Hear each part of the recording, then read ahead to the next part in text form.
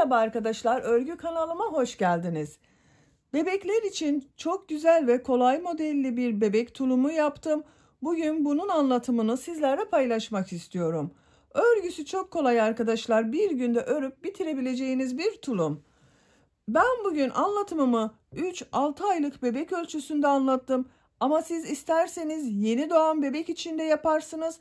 1 yaşındaki bebekler için de yapabilirsiniz. 2, 3, 4, 5 her yaş grubu çocuklarınız için yapabilirsiniz. Bu modeli hem kız bebeklere hem de erkek bebeklere yapılabilir bir model arkadaşlar. Düz trabzanlardan yapıyoruz. Ön bölümünü bu şekilde bir aplik çalışması yaptım bakın. Tulum örgüsüne yakadan zincir yaparak başlıyoruz. Ben bugün 3-6 aylık bebek ölçüsünde anlatıyorum. Bu sayı ile başladım. Siz yeni doğan bebek için yapacaksanız 2 zincir eksik yapabilirsiniz. Bu roba yüksekliğinde benim yaptığımdan 1 veya 2 sıra eksik yaparsanız diğer tarafları aynı yaparsınız. O zaman yeni doğan bebek için olur. 1 yaş bebek için yapmak istiyorsanız da yine bu benimle aynı sayıda başlayabilirsiniz. Hiçbir sorun olmaz arkadaşlar.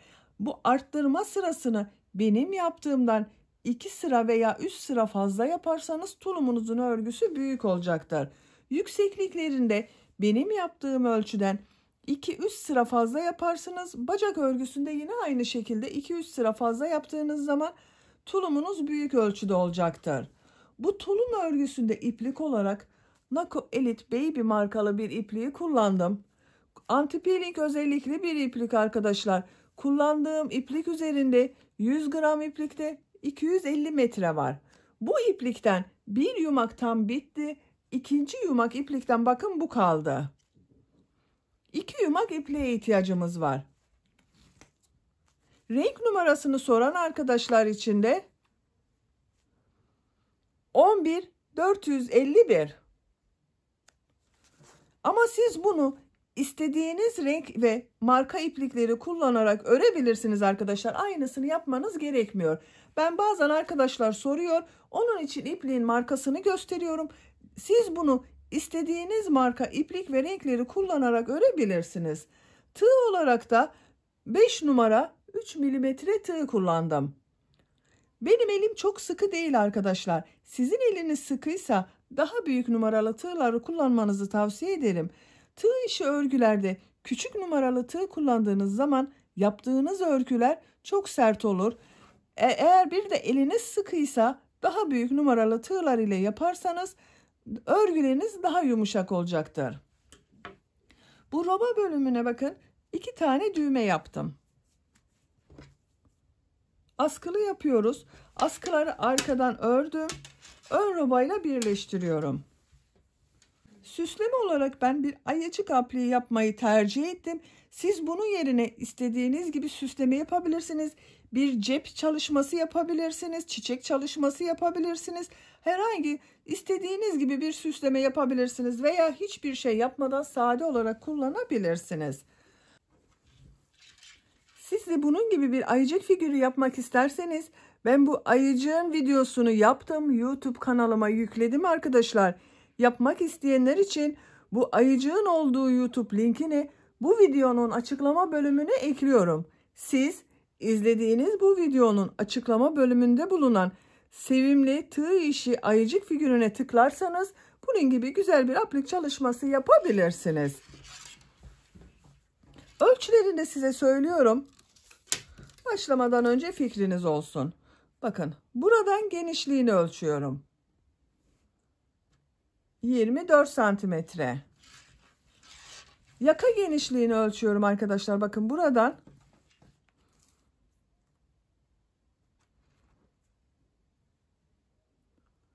13,5 santimetre yaka genişliği var. Yüksekliğini ölçüyorum. Bacak yüksekliğini ölçüyorum.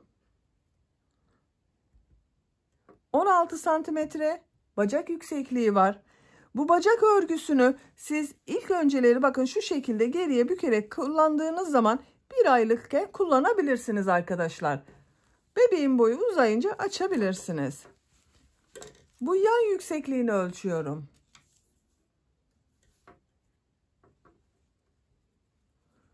35 santimetre yükseklik var. Bu ölçüde 3-6 aylık bebek için güzel bir ölçü. Benim size söylemiş olduklarım standart bebek ölçüsü arkadaşlar. Bebeğiniz çok zayıfsa bu 6 aylık bebek için olur. Kilolu bir bebekse de daha küçük bebek için olur. Yeni doğan bebek için de kullanabilirsiniz. Bunu takım yaptım ben arkadaşlar. Bakın buna takım olarak çok güzel ve kolay bir bebek şapkası yaptım. Bunu da tığ işi olarak yaptım arkadaşlar. Aynı bu tığ ile bunu yaptım bakın. Siz de benim gibi böyle güzel bir takım yapmak isterseniz bu şapkanın videosunu da ben YouTube kanalıma yükledim. Sizler için bu şapkanın olduğu YouTube linkini bu videonun açıklama bölümüne ekliyorum. İzlediğiniz bu videonun açıklama bölümünde bulunan tığ işi bebek şapkası linkine tıklarsanız siz de böyle kolay ve güzel modelli bir bebek şapkası yapabilirsiniz. Takım oluşturabilirsiniz. Malzemelerini söyledik, ölçülerini verdik. Hazırsanız hep birlikte bu güzel tulumun örgüsüne başlayalım. Örgü kanalıma abone değilseniz abone olmayı unutmayın lütfen. Örgü kanalıma abone olmak ücretsiz.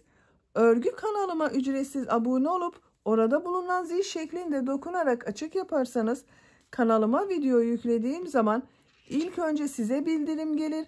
Örgülerimden herkesten önce sizin haberiniz olur. İzlediğiniz videolarıma beğeni ve yorumlarınızı da yaparsanız çok sevinirim arkadaşlar. Hepinize kolay gelsin. İyi çalışmalar.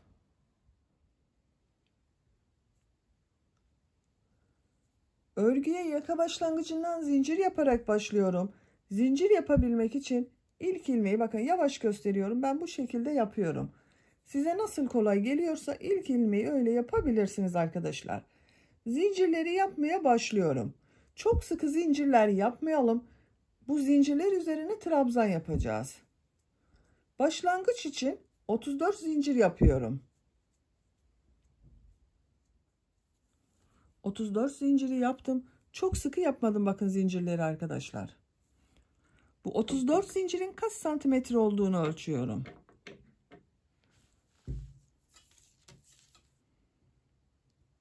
Şu şekilde ölçtüğüm zaman 14 santimetre zincir uzunluğu var. Benim elimin sıklığına göre 14 santimetre için 34 zincir yaptım.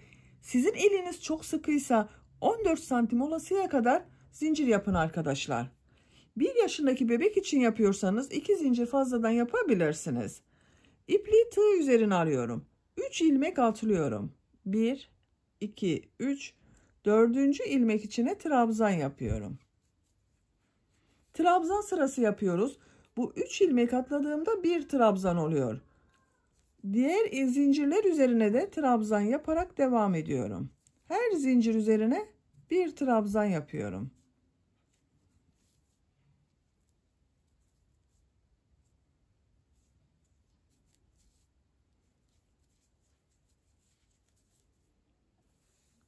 Sıra sonuna kadar devam edelim. Sıra sonuna kadar zincirler üzerine trabzanları yaptım. Bakın bu şekilde bir sıra trabzan elde ettim arkadaşlar. Bir sırada toplam 31 trabzan var. Bu trabzanların tek sayı olması gerekiyor arkadaşlar. Şimdiki sırada bir düz bir ters örgüler yapacağız. O örgülerin düzgün denk gelebilmesi için tek sayı olması gerekiyor trabzanların. Ben 31 trabzan yaptım. Siz bunu 29 trabzan yapabilirsiniz, 33 trabzan yapabilirsiniz, 35 trabzan yapabilirsiniz. Yapacağınız bebeğin büyüklüğüne göre, elinizin sıklığına göre istediğiniz gibi yapabilirsiniz. Ama tek sayı olması gerekiyor trabzan sayısının. 3 zincir yapıyorum. Örgüyü çeviriyorum. Bu sırada bir düz bir ters boşluktan alarak trabzan yapacağız. Bu sıra başında ve sıra sonunda da düğme için düğme ilikleri yapacağız arkadaşlar. İpliği tığ üzerine alıyorum. İlk trabzanı boşluktan alıyorum. Bakın düz taraftan boşluktan alıyorum. Trabzan yapıyorum. İpliği tığ üzerine alıyorum. Bu trabzanı ters taraftan boşluktan alıyorum. Trabzan yapıyorum. Bakın bu 3 zincir yaptığımda bir trabzan 1, 2, 3 oldu. Düğme iliği için bir zincir yapıyorum. İpliği tığ üzerine alıyorum. Bu trabzanı atlıyorum. Bakın bunun düz taraftan alarak yapmış olduğum trabzan olması gerekiyor. Bunu atladığım için diğerini Ters taraftan boşluktan alıyorum. Trabzan yapıyorum.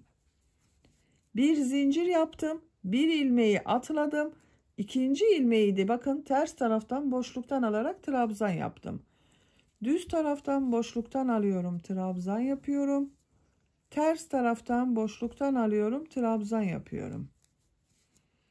Yine bir düz bir ters boşluklardan alarak trabzan yapıyoruz.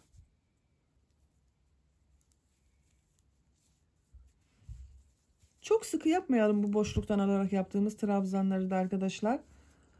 Çok sıkı yapmazsanız tığ işi örgüleriniz daha düzgün ve daha güzel görünür. Görüntüsü böyle, bakın örgünün düz tarafının görüntüsü böyle, düğme iliğinin yeri de böyle arkadaşlar. Sıra sonunda 4 ilmek kalasıya kadar bu şekilde bir düz bir ters boşluktan alarak trabzan yapalım. Sıra sonunda bakın 4 ilmek kalasıya kadar bir düz bir ters boşluktan aldım, trabzan yaptım. En son ters taraftan boşluktan aldım, trabzan yaptım. Düğme iliği için bir zincir yapıyorum.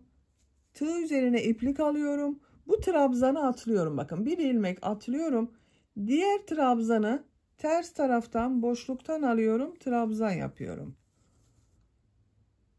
Bir ilmek atladığımız için bakın iki trabzanı ters taraftan boşluktan alarak trabzan yaptım. Düz taraftan boşluktan alıyorum. Trabzan yapıyorum. Son trabzan kaldı bakın. İlk başta 3 ilmek atlayarak yaptığım bir trabzan vardı. Bunu boşluğa tığ takıyorum. Trabzan yapıyorum. Görüntüsüne bakalım. Düz tarafının görüntüsü böyle arkadaşlar. 1, 2, 3 trabzan burada var. Düğme iliğinden sonra burada da aynı şekilde 1, 2, 3 trabzan var bakın. 3 zincir yapıyorum. Örgüyü çeviriyorum. Bu sırada trabzanları nasıl görüyorsam o şekilde boşluktan alarak trabzan yapıyorum. İlk trabzanı ters tarafta görüyorum. Ters taraftan boşluktan alıp trabzan yapıyorum. Düz tarafta görüyorum. Düz taraftan boşluktan alıyorum. Trabzan yapıyorum. Bakın düğme iliği yaptığım yere geldim. Tığın üzerine iplik alıyorum. Bu bir zincirin üzerine bir trabzan yapıyorum. İpliği tığ üzerine alıyorum. Nasıl görüyorsam o şekilde boşluktan alarak trabzan yapıyorum. Bakın bir düz bir ters boşluktan alarak trabzan yapıyorum. Düğme deliğinin yeri bakın bu şekilde belli oldu arkadaşlar. Bu düğme iliğine kadar devam edelim. Diğer düğme iliği yaptığım yere kadar bakın bir düz bir ters boşluklardan aldım, trabzan yaptım. Bu bir zincirin üzerine bir trabzan yapıyorum.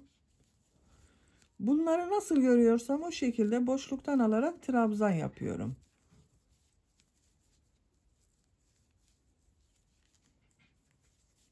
Son trabzanı bakın 3 zincir yaptığım trabzanı boşluktan alıyorum. Trabzan yapıyorum. Yakanın lastik örgüsünü burada tamamladım arkadaşlar. Buradan itibaren bu sıra başında ve sıra sonunda 7 trabzanı nasıl görüyorsam o şekilde boşluktan alıp trabzan yapacağız. Ortada bulunan bölümü düz trabzan şeklinde yapacağız. Bakın. Bu bir düz bir ters boşluktan aldığımız için biraz çekme yaptı bakın. Burada kaç santimetre olduğunu ölçüyorum.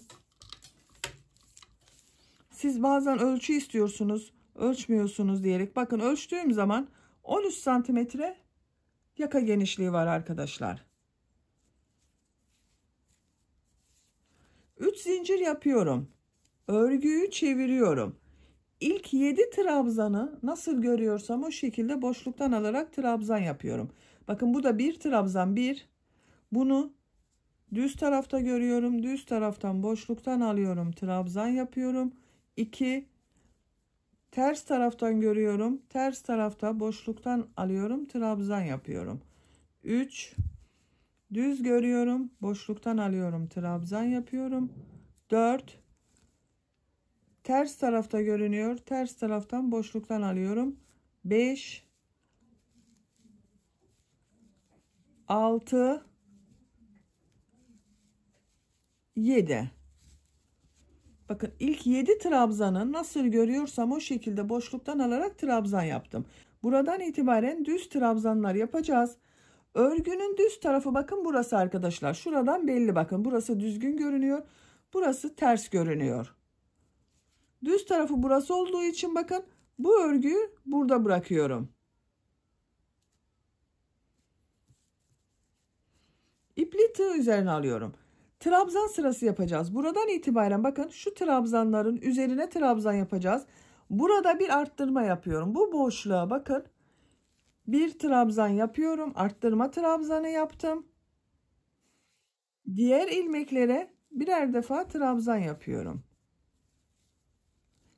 Üzerine bakın trabzan yapıyorum arkadaşlar. Artık boşluktan almıyorum. İlmekler üzerine trabzan yapıyorum.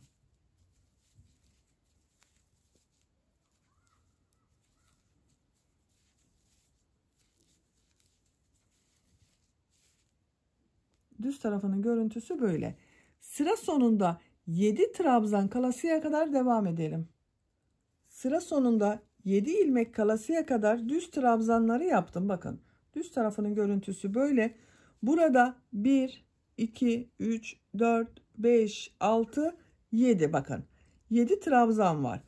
Burada tekrar bir arttırma yapıyorum. Burada arttırma yaptım, bir arttırma trabzanı. Buraya da aynı şekilde boşluktan bir arttırma trabzanı yapıyorum. Bu 7 trabzanı nasıl görüyorsam o şekilde boşluktan alarak trabzan yapıyorum. Bakın bu ters tarafta görünüyor. Ters taraftan boşluktan alıyorum, trabzan yapıyorum. Düz tarafta görünüyor. Düz taraftan boşluktan alıyorum, trabzan yapıyorum. Gördüğüm gibi boşluktan alarak trabzan yapıyorum. 7 trabzan var arkadaşlar sıra başında ve sıra sonunda. Bak son trabzanda boşluktan aldım, trabzan yaptım. Örgünün düz tarafından bakalım. Bu şekilde bakın. 3 zincir yapıyorum. Örgüyü çeviriyorum. İlk 7 trabzanı nasıl görüyorsam o şekilde boşluktan alarak trabzan yapıyorum.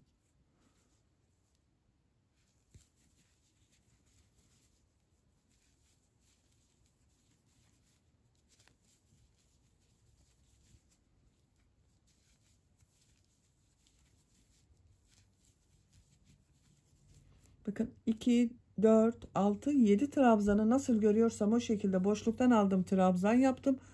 Burada bir arttırma yapıyorum. Her sırada bu 7 trabzandan sonra ve bu 7 trabzandan önce bir trabzan arttırması yapıyorum.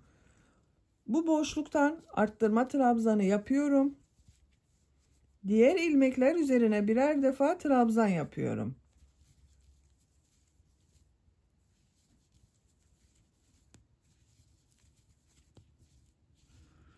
Arttırma yapacağımız buraya kadar devam edelim. Düz trabzanlar yaparak bu boşluktan alarak yaptığım trabzana kadar tamamladım. Burada bakın 2 trabzan arasında bulunan boşluğa bir arttırma trabzanı yapıyorum. Diğer 7 trabzanı nasıl görüyorsam o şekilde boşluktan alarak trabzan yapıyorum.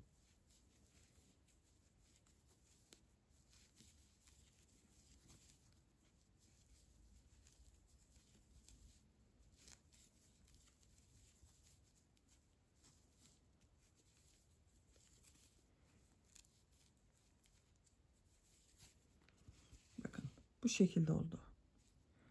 3 zincir yapıyorum. Örgüyü çeviriyorum.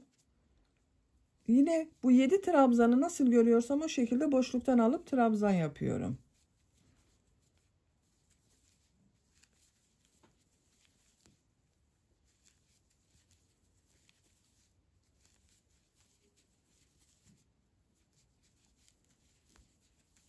Yedi trabzanı boşluktan alarak trabzan yaptım. Burada bakın 2 trabzan arasında bir arttırma yapıyorum. Diğer ilmekler üzerine birer defa trabzan yapıyorum.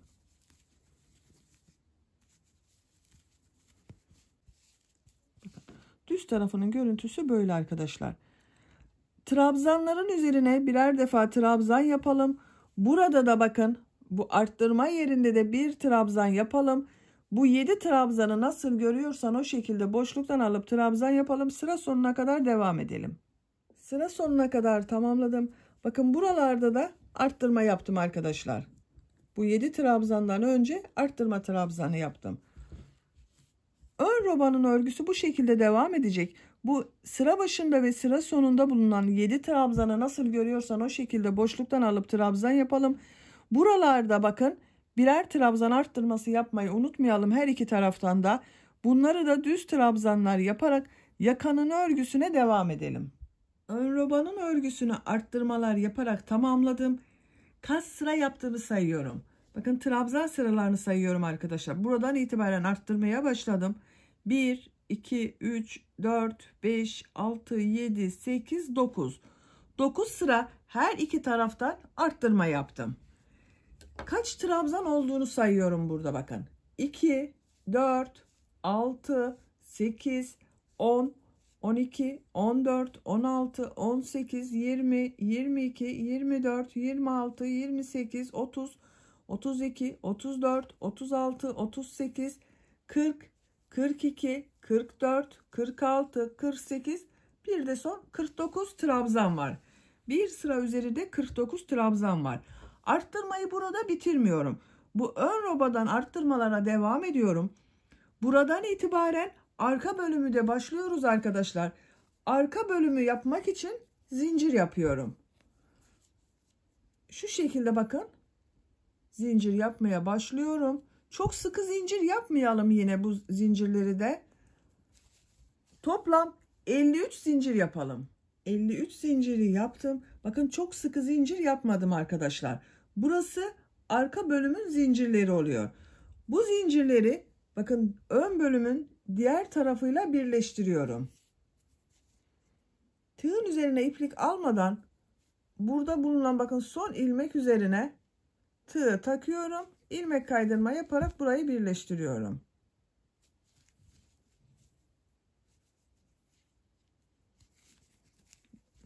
Bakın bu şekilde oldu. Şimdi bu zincirler üzerine trabzanlar yapacağız. 2 zincir yapıyorum. Örgüyü çeviriyorum. Bakın örgüyü çeviriyorum. Bu şekilde devam edersem bu ön bölümün görüntüsü farklı olur. Onun için ilk önce zincirler üzerine trabzan yapıyorum. Bu ilk zincir üzerine trabzan yapıyorum. Diğer zincirler üzerine de birer defa trabzan yapıyorum. Her zincir üzerine bir trabzan yapıyorum.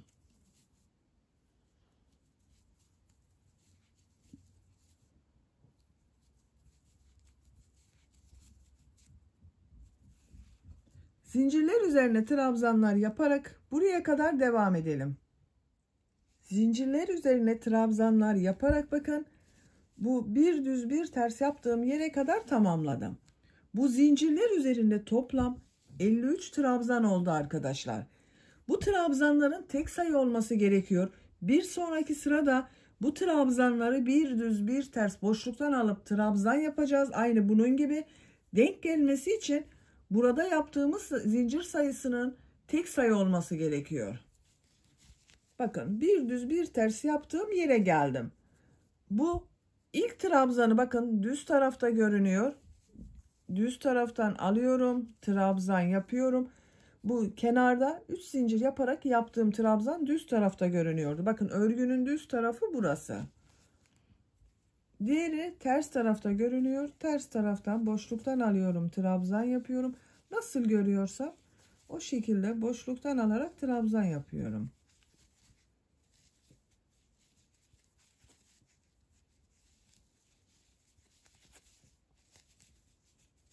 Bakın 7 trabzanı nasıl görüyorsam o şekilde boşluktan alarak trabzan yaptım.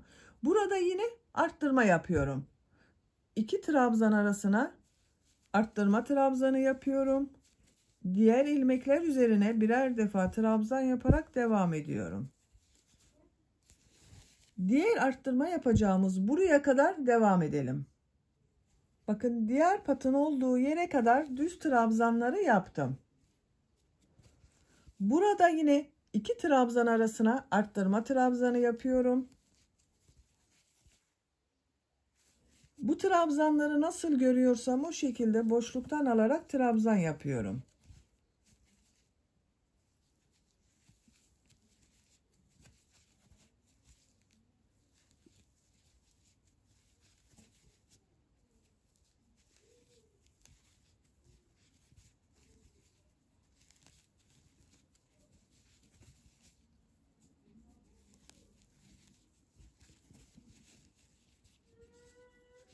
Bakın bu son trabzanı boşluktan almıyorum. Burada 2 zincir yapmıştım arkadaşlar. Bu 2 zincirin olduğu yer bu trabzan oluyor. Onu şu ilmeğe tığ takıyorum. İlmek kaydırma yaparak sırayı birleştiriyorum. 2 zincir yapıyorum. Örgüyü çeviriyorum. Trabzanları nasıl görüyorsam o şekilde boşluktan alarak trabzan yapıyorum.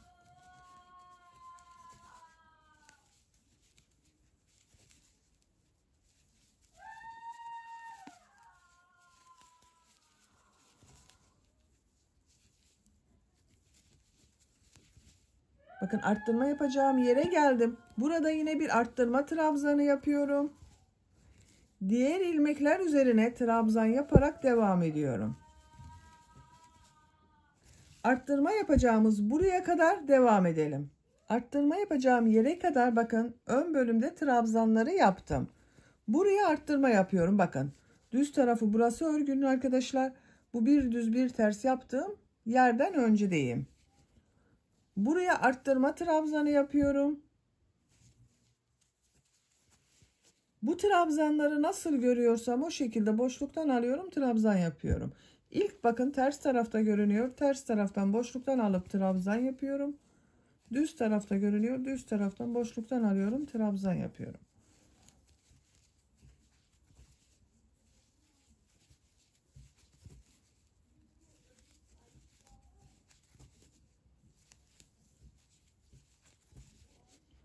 Bakın son boşluktan aldığım trabzanı da yaptım. Şöyle baktığımız zaman arkadaşlar bakın şu şekilde. Düz tarafı burası. Trabzan yaptığım yere geldim. Zincirler üzerine trabzan yaptım. Oradayım. Bakın bu trabzanı ters taraftan boşluktan aldım. Trabzan yapıyorum. Burada zincirin üzerinde bulunan ilk trabzanı düz taraftan boşluktan alıyorum. Trabzan yapıyorum. Hiç sıralamayı bozmadım bakın. Ters taraftan boşluktan alıyorum. Trabzan yapıyorum. Bir düz bir ters boşluklardan alarak trabzan yapıyoruz.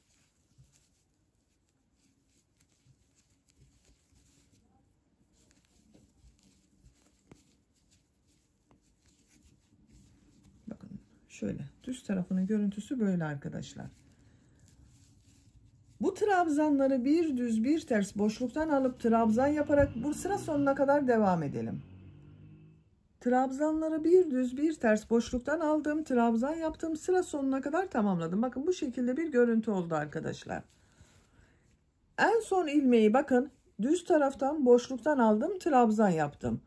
Bu ilmek ile bakın bu ön patta yaptığım bu ilmeği zincir boşluğuna tığ takıyorum, ilmek aldım.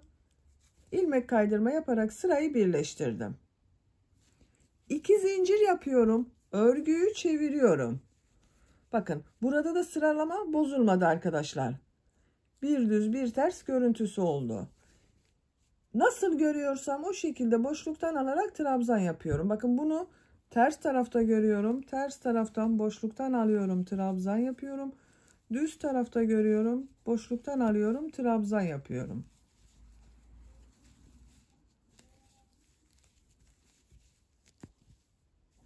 Trabzanları nasıl görüyorsan o şekilde boşluktan alıp trabzan yaparak bu arttırma yaptığımız yere kadar devam edelim. Arttırma yapacağım yere kadar trabzanları nasıl görüyorsam o şekilde boşluktan aldım, trabzan yaptım. Bu ön bölümde arttırmayı yapıyorum bakın arkadaşlar. 2 trabzan arasına arttırma trabzanı yapıyorum. Diğer ilmekler üzerine birer defa trabzan yapıyorum. Burada da arttırma yapacağız. Arttırma yapmak için buraya kadar devam edelim. Diğer arttırma yapacağım yere kadar trabzanı yaptım. Bu 2 trabzan arasına arttırma trabzanı yapıyorum. Bu trabzanları nasıl görüyorsam o şekilde boşluktan alıyorum, trabzan yapıyorum.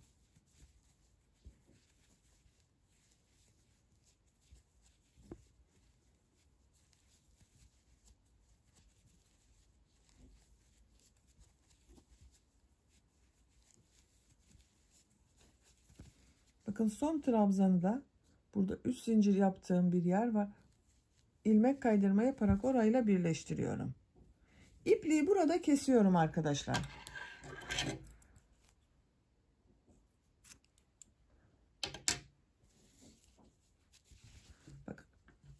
Roba bölümünü bitirdik. Arka bölümün lastik örgülerini de yaptık. Bu sıradan itibaren tulumun örgüsüne trabzan sırası olarak devam ediyorum. Bu bir düz bir ters örgüleri burada bitirdim. Bu birleştirme yaptığımız yerlerin daha düzgün görünebilmesi için buranın orta noktasından başlıyorum arkadaşlar. Arka bölümün orta noktasından başlıyorum. Bakın sayıyorum. Kaç tane? 2, 4, 6, 8, 10, 12, 14, 16, 18, 20, 22, 24, 26 tane düz görünümlü trabzan var. 13 bir tarafta, 13 bir tarafta olacak. Buradan sayıyorum 13 tane. 1, 2, 3, 4, 5, 6, 7, 8, 9, 10, 11, 12, 13. Bakın buraya bir işaret takıyorum.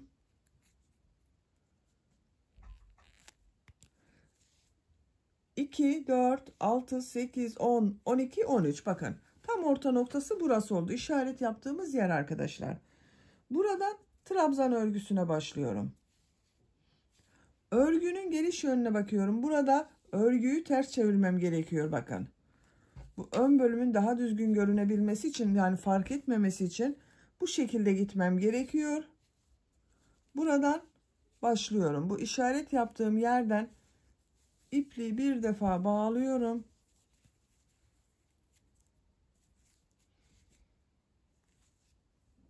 İlmek yaptım. 2 zincir yapıyorum.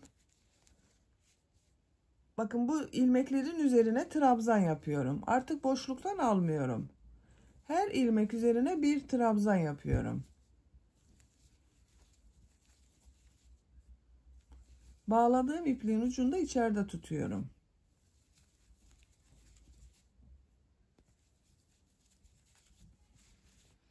Bakın görüntüsü böyle arkadaşlar.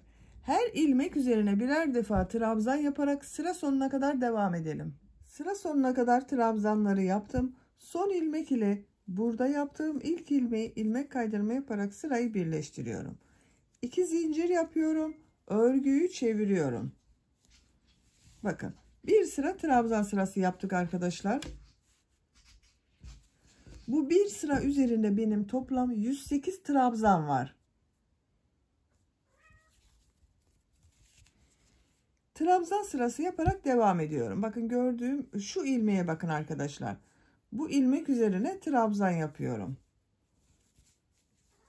Bu sıra başında ve sıra sonunda battığınız ilmekleri yanlış batarsanız arttırma veya eksiltme yapabilirsiniz. Bakın bu ilmeğe trabzan yaptım. Sıra sonunda da bu ilmek üzerine trabzan yapıyorum. O zaman trabzan eksilmiyor veya artmıyor arkadaşlar. Her ilmek üzerine birer defa trabzan yapıyorum. Sıra sonuna kadar devam edelim. Sıra sonunda ilmek kaydırma yapalım, birleştirelim. Tulumun örgüsünü bu son sırada yaptığımız trabzan sayısı ile gövde örgüsüne devam edelim. Tulumun gövde örgüsünü tamamladım. Kaç sıra yaptığımı sayıyorum. Bakın bu bir düz bir ters örgülerden sonra 1, 2, 3, 4, 5, 6, 7, 8, 9, 10, 11, 12, 13, 14, 15, 16, 17, 18 sıra oldu. Kaç santimetre olduğunu da ölçüyorum. Sizin ipliğinizin kalınlığına, elinizin sıklığına göre bu sıra sayısı daha az veya daha çok olabilir. Bakın 20 santimetre yükseklik var. Benim yapacağım ölçü için yeterli. Sizin sıra sayınız daha az olduysa 20 santimetre olasıya kadar devam edin arkadaşlar. Buradan itibaren bacak bölümlerini ayırıyoruz. Her iki bacağın örgüsünü ayrı örüyoruz. Bakın arka ortanın buradan şu şekilde örgüyü katlıyorum. Diğer orta bakın ön ortaya bir işaret yapıyorum.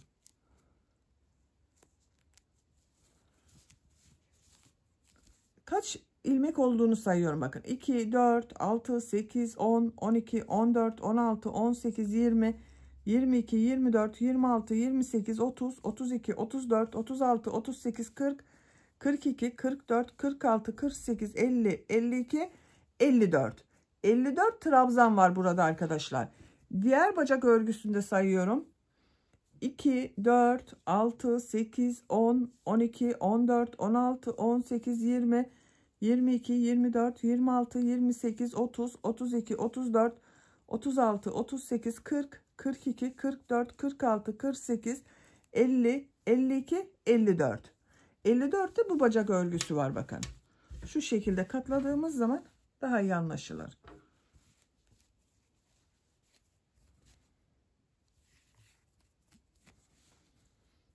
Bu ilmeğe tığ takıyorum. Karşıdan da bakın işaret yaptığım şu ilmeğe tığ taktım.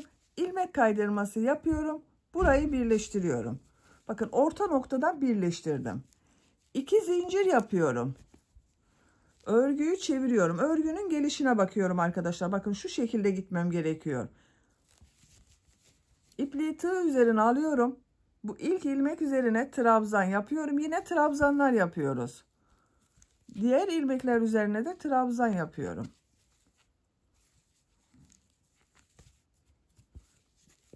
Her ilmek üzerine bir trabzan yapıyorum.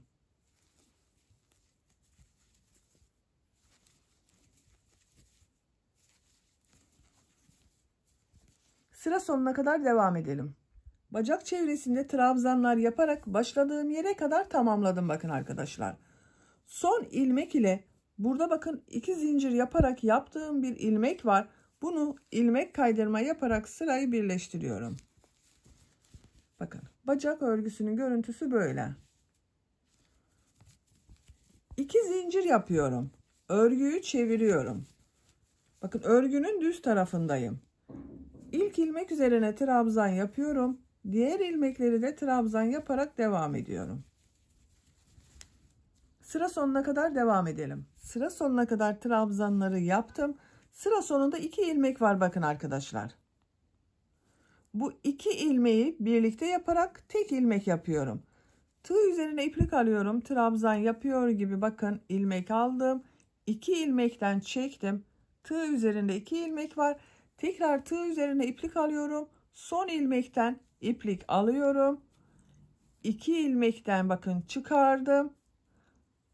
Tığ üzerinde 3 ilmek var. Hepsinin içinden bir defada çekiyorum. 2 trabzanı tek ilmek şeklinde yaptık. Burada bir kesme yaptım. Bu son ilmek ile ilk yaptığım bu ilmeği ilmek kaydırma yaparak sırayı birleştiriyorum. Bakın. Burada bir kesme yaptım. 2 zincir yapıyorum. Örgüyü çeviriyorum. Bacak örgüsünde de gövdede yaptığımız gibi örgüyü çevirerek örüyoruz arkadaşlar.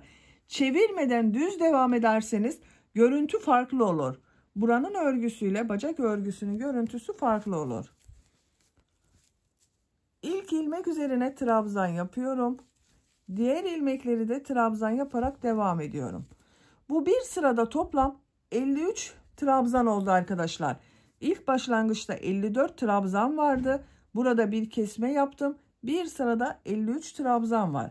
Sıra sonuna kadar trabzan yaparak devam edelim. Sıra sonunda 2 ilmek kalasıya kadar trabzanları yaptım. Bu 2 ilmeği yapmadım. Bunları birlikte yaparak kesme yapacağız arkadaşlar. Bakın trabzan yapıyor gibi çektim. İlmek aldım. İkisinden çıkardım. Bekletiyorum. Tekrar tığ üzerine iplik alıyorum. Bu son ilmekten bakın. İlmek aldım. Çıkardım. Bekletiyorum. 3 ilmek var. 3'ün içinden bir defa da çekiyorum. 2 trabzan yapıyor gibi yaptım. Bakın burada bir ilmek oldu.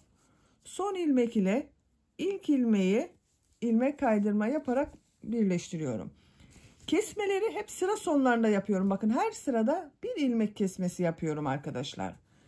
2 zincir yapıyorum. Örgüyü çeviriyorum. Bu bir sıra üzerinde 52 ilmek oldu. Bu kesme yaptığım bakın 2 trabzanın üzerinde bir ilmek var. Bunun üzerine trabzan yapıyorum. Diğer ilmekler üzerine de trabzan yaparak devam ediyorum. Sıra sonunda yine kesme yapacağız. Bu 2 ilmek kalasıya kadar devam edelim. Sıra sonunda 2 ilmek kalasıya kadar bakın trabzanları yaptım. Bakın bu 2 ilmek kaldı arkadaşlar. Bu ve bu. Bunu birlikte yapıyorum. Kesme yapıyorum bir tane. Son ilmekten de trabzan yapıyor gibi aldım. Bakın tığ üzerinde 3 ilmek var. 3'ün içinden bir defa da çekiyorum. Tek ilmek oldu. Son ilmek ile İlk ilmeği ilmek kaydırma yaparak sırayı birleştiriyorum. Bu bir sırada toplam 51 ilmek var arkadaşlar. Kesme yaptık. 51 ilmek oldu. 2 zincir yapıyorum. Örgüyü çeviriyorum. Bakın bu kesme yaptığım ilmek var. Bakın 2 trabzanın üzerinde bundan başlıyorum. İlk trabzanı yapıyorum. Diğer ilmekler üzerine de trabzan yaparak devam ediyorum. Sıra sonunda yine kesme yapacağız. Burada bu 2 ilmek kalasıya kadar devam edelim. Sıra sonunda bakın 2 ilmek kalasıya kadar trabzanları yaptım. Burada tekrar kesme yapıyorum bakın arkadaşlar. 2 ilmek üzerine birlikte trabzan yapıyorum.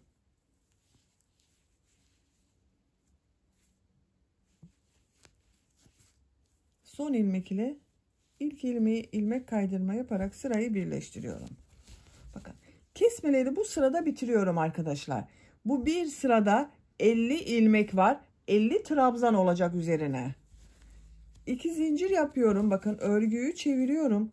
Bu kesme yaptığım ilmek üzerine trabzan yapıyorum. Diğer ilmekler üzerine de trabzan yaparak devam ediyorum. Bakın bacak örgüsünün görüntüsü böyle. Her ilmek üzerine birer defa trabzan yaparak sıra sonuna kadar devam edelim. Sıra sonunda kesme yapmayacağız. Son ilmeğe kadar trabzan yapalım arkadaşlar. Sıra sonuna kadar trabzanları yaptım. Bakın son ilmeğe de trabzan yaptım arkadaşlar. Kesme yapmıyorum bu sırada. Bu son ilmek ile ilk ilmeği ilmek kaydırma yaparak sırayı birleştiriyorum. Bu bir sırada toplam 50 trabzan oldu. Artık bacak örgüsü bu 50 trabzan ile devam edecek. 2 zincir yapıyorum. Örgüyü çeviriyorum. Gördüğüm bu ilk trabzanın üzerine trabzan yapıyorum. Diğer ilmekler üzerine de trabzan yaparak devam ediyorum.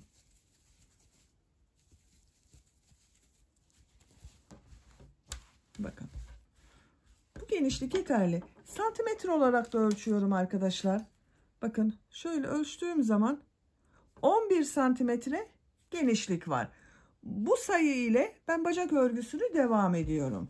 Şimdi diğer bacak örgüsünde başlayalım. Her iki bacağın örgüsünü birlikte yaparız. Bir yumak iplik bitti bakın arkadaşlar. Bir yumak iplikten bu kaldı. Diğer bacak örgüsünü ikinci yumak iplik ile başlıyorum.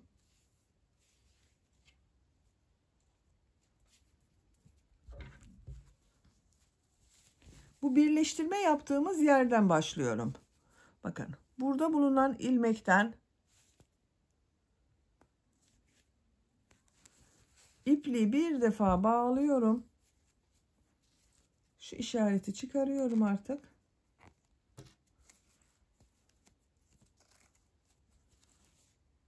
İlmek yapıyorum. 2 zincir yapıyorum. Örgünün gelişine bakıyorum. İç taraftan devam ediyorum. Bu ilk ilmek üzerine trabzan yapıyorum. İpliğin ucunu da içeride tutuyorum. Bağladığım ipliğin ucunu.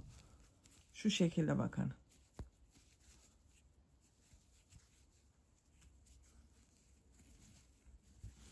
Diğer ilmekler üzerine de trabzan yaparak devam ediyorum. Her ilmek üzerine bir trabzan yapıyorum. Bacak örgüleri için 54 trabzan ayırmıştık arkadaşlar. Bu bacak örgüsünde de burada olan bacak örgüsü bakın burada 54 trabzan vardı. Bu bacak örgüsünde de 54 trabzan olması gerekiyor. Eşit olsun arkadaşlar. Sıra sonuna kadar trabzan yaparak devam edelim. Sıra sonuna kadar trabzanları yaptım. Son ilmek ile bu ilk yaptığım bakın ilmeğe ilmek kaydırma yaparak sırayı birleştiriyorum. İkinci bacak örgüsünde de ilk sıra trabzanları yaptım. Bu bir sıra üzerinde 54 trabzan var arkadaşlar. Bakın diğer bacak örgüsünü de 54 trabzan ile başladım. Bu bacak örgüsünde de 54 trabzan ile yaptım. 2 zincir yapıyorum. Örgüyü çeviriyorum. İlk ilmek üzerine trabzan yapıyorum. Diğer ilmekleri de trabzan yaparak devam ediyorum. Bu sıradan itibaren sıra sonunda kesmelere başlıyoruz. Bu sıra sonunda 2 ilmek kalasıya kadar trabzanlar yaparak devam edelim. Sıra sonunda 2 ilmek kalasıya kadar trabzanları yaptım. Bu 2 ilmeği birlikte yapıyoruz. Tek ilmek yapıyoruz bakın. Trabzan yapıyor gibi aldım. Bekletiyorum. Tekrar tığ üzerine iplik alıyorum. İlmek aldım, çıkardım. 2 ilmekten çektim. Çıkarıyorum. Bakın 2 trabzanı birlikte yaptım. Tek ilmek oldu. Son ilmek ile ilk yaptığım bu ilmeği ilmek kaydırma yaparak birleştiriyorum. Birleştirme yaptığım yerin görüntüsü bu şekilde. 2 zincir yapıyorum. Örgüyü çeviriyorum. İlk ilmek üzerine trabzan yapıyorum. Diğer ilmekleri de trabzan yaparak devam ediyorum. Sıra sonuna kadar devam edelim. Sıra sonunda 2 ilmek kalasıya kadar trabzanı yaptım. Bu 2 ilmeği birlikte trabzan yapıyorum. Burada bir kesme yaptım bakın. Son ilmek ile ilk ilmeği ilmek kaydırma yapıyorum. 2 zincir yapıyorum. Örgüyü çeviriyorum. Bu birlikte yaptığım bakın ilmeğin üzerine bir trabzan yapıyorum. Diğer ilmekler üzerine de trabzan yaparak devam ediyorum. Sıra sonunda 2 ilmek kalasıya kadar devam edelim. Sıra sonunda 2 ilmek kalasıya kadar trabzanı yaptım. Sıra sonunda tekrar kesme yapıyorum bakın.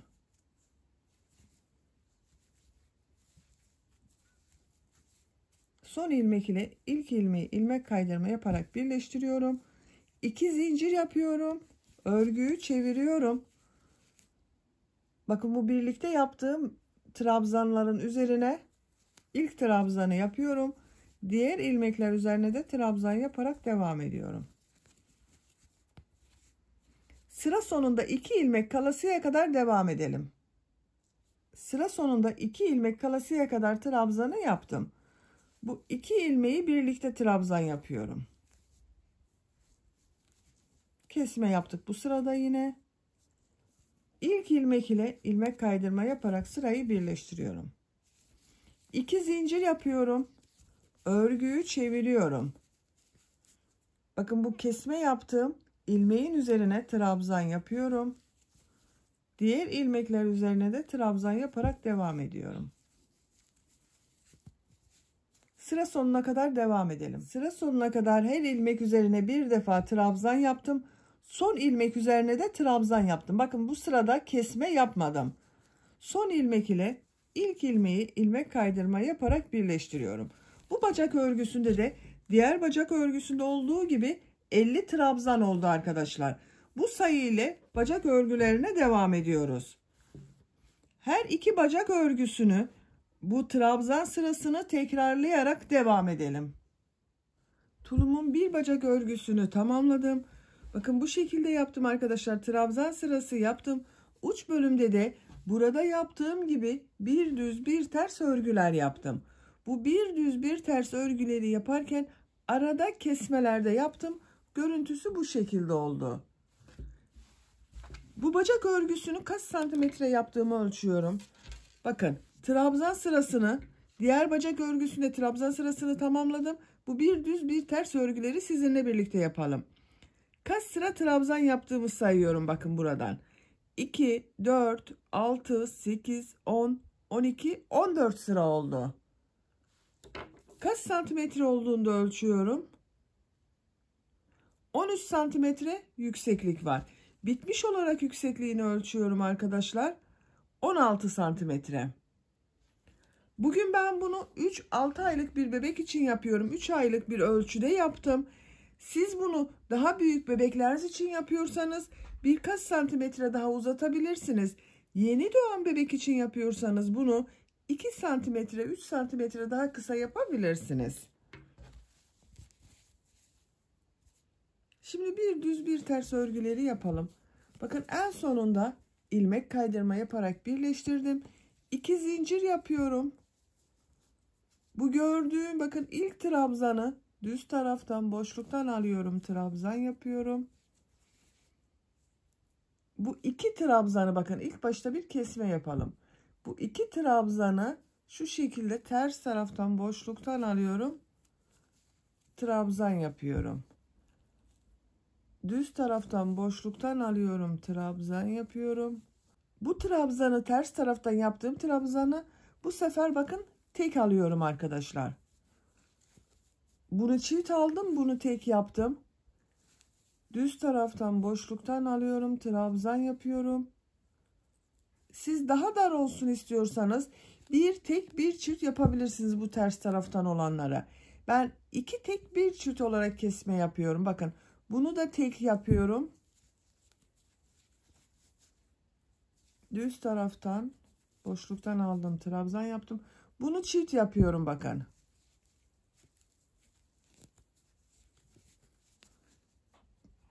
Düz taraftan boşluktan alıyorum, trabzan yapıyorum. Bakın çift aldım, tek aldım, tek aldım, çift aldım. Bu şekilde devam ediyoruz. Tercihinize göre isterseniz bu ters taraftan bir çift bir tek yapabilirsiniz. Veya benim yaptığım gibi 2 tek alıp üçüncüyü çift olarak yapabilirsiniz. Sıra sonuna kadar devam edelim. Sıra sonuna kadar bir düz bir ters boşluktan alıp trabzan yaptım. Bakın son trabzanı da düz taraftan boşluktan aldım, trabzan yaptım. Sıra başında da bakın düz taraftan boşluktan aldım, trabzan yaptım. Bu ilmek ile ilk yaptığım ilmeği ilmek kaydırma yaparak sırayı birleştiriyorum. Bu 2 zincir yaptığımda ters tarafta görünen trabzan oldu arkadaşlar. Bakın bacak örgüsünde aralarda kesmeler yaptım. Biraz topladı, bakın bu şekilde oldu görüntüsü. 2 zincir yapıyorum. Bu sırada bu trabzanları nasıl görüyorsan o şekilde boşluktan alarak trabzan yapıyorum. Düz gördüklerimi düz taraftan boşluktan alıyorum. Ters tarafta gördüklerimi ters taraftan boşluktan alıyorum. Trabzan yapıyorum.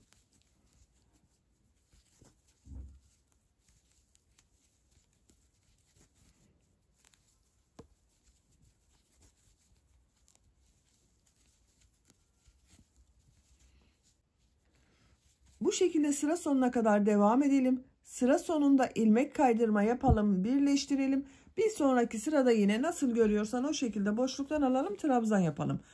Bunu kaç sıra yaptığıma bakıyorum. Bakın 1, 2, 3, 4 sıra. 4 sıra lastik görünümü var. Bunu da aynı şekilde 4 sıra yapıyorum ben. Siz tercihinize göre bunu 5 sıra yapabilirsiniz, 6 sıra yapabilirsiniz veya bu şekilde de bırakabilirsiniz. Tamamen tercihinize göre değişecektir arkadaşlar.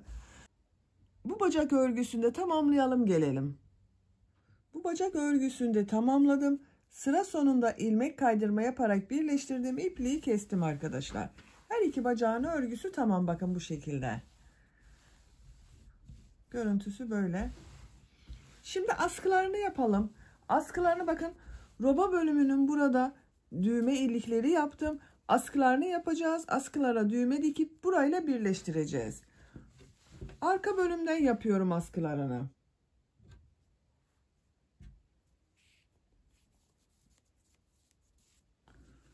Bakın orta noktası, bu birleştirme yaptığım yer vardı. Bakın burada, burası bakın orta nokta. Buradan sayıyorum. 1, 2, 3. Bakın 3 tane kabarık görünümlü düz taraftan aldığım trabzanları sayıyorum. Bu dördüncünün buradan ipliği bir defa bağlıyorum.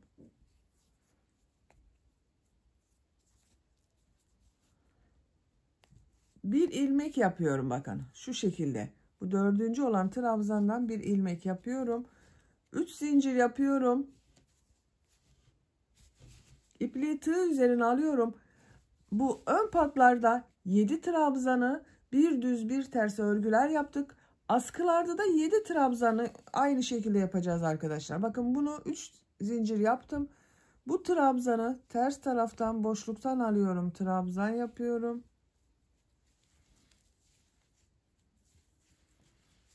Düz taraftan boşluktan alıyorum. Trabzan yapıyorum. Ters taraftan boşluktan alıyorum. Trabzan yapıyorum.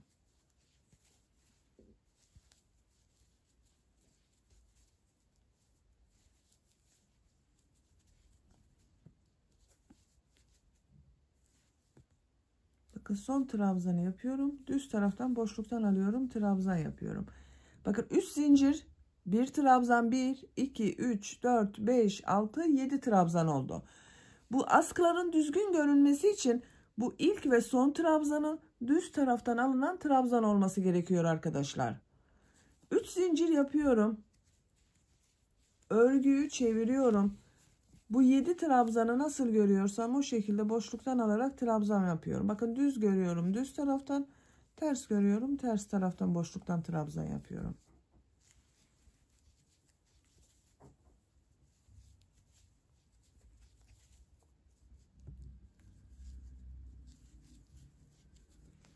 Son trabzanda bu 3 zincir yaptığım bir trabzan var. Boşluğa tığ takıyorum. Trabzan yapıyorum. 3 zincir yapıyorum. Örgüyü çeviriyorum. Yine nasıl görüyorsam o şekilde boşluktan alarak trabzan yapıyorum.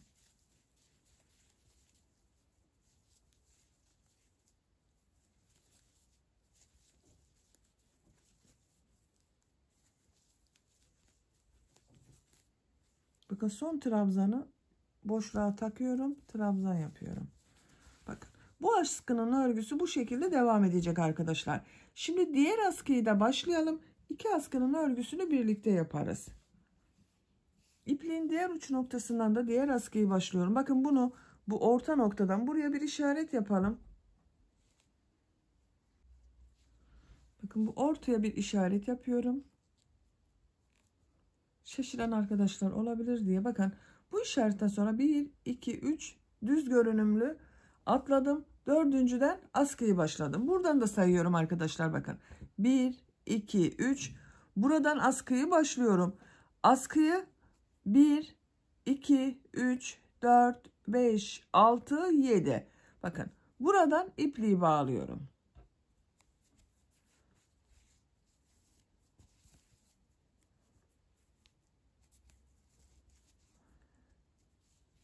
Bu boşluktan aldığım trabzandan bir ilmek yapıyorum. 3 zincir yapıyorum. 7 trabzanı nasıl görüyorsam o şekilde boşluktan alarak trabzan yapıyorum.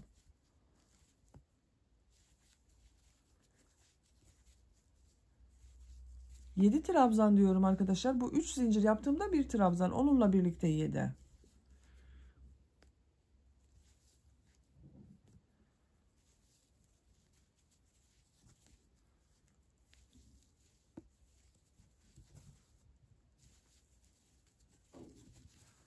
Bakın 1 2 3 4 lastik görünümü oldu.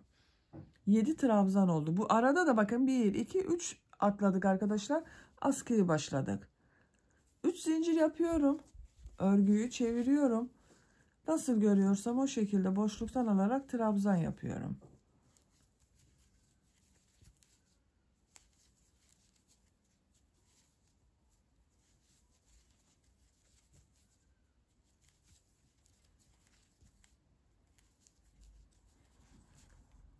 Üç zincir yapıyorum. Örgüyü çeviriyorum.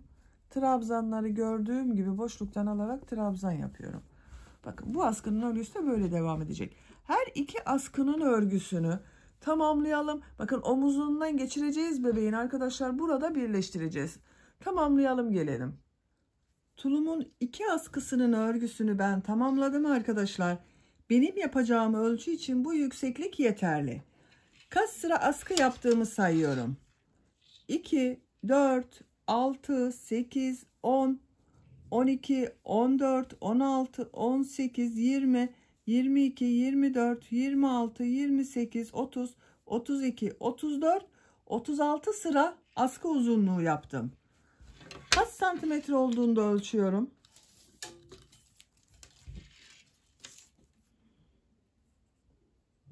Ölçtüğüm zaman 29 santimetre askı uzunluğu var. Benim yapacağım ölçü için bu yeterli. Askıların ucuna da bakın.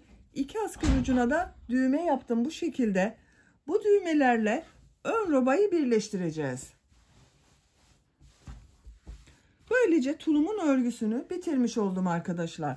Çok güzel ve çok kolay bir tulum, bakın gördüğünüz gibi. Bunu bu şekilde kullanabilirsiniz sade. Ama isteyen arkadaşlar bu ön robaya değişik süslemeler yapabilirsiniz. Bakın ben bugün bu şekilde bir ayıcık figürü hazırladım. Bunu buraya dikmek istiyorum. Siz de bu ayıcık figüründen yapmak isterseniz bunun anlatımını ben yaptım. YouTube kanalıma yükledim arkadaşlar. Bu ayıcığın olduğu YouTube linkini bu videonun açıklama bölümüne ekliyorum. Ona bakarak yapabilirsiniz. Bunu şuraya dikelim, bitmiş olarak görelim. Ayıcık figüründe bakın buraya diktim arkadaşlar. Çok güzel oldu. Siz bunun yerine herhangi bir başka figür de yapabilirsiniz. Şöyle düğmelerini de takıyorum. Bakın.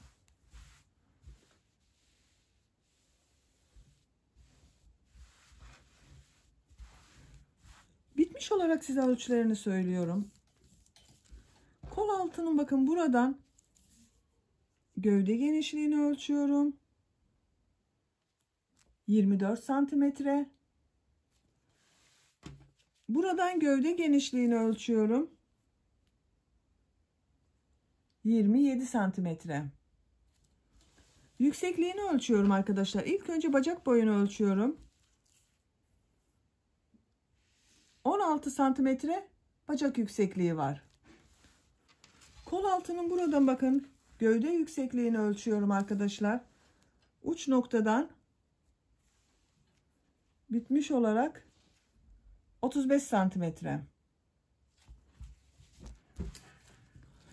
Ön robanın buradan ölçüyorum.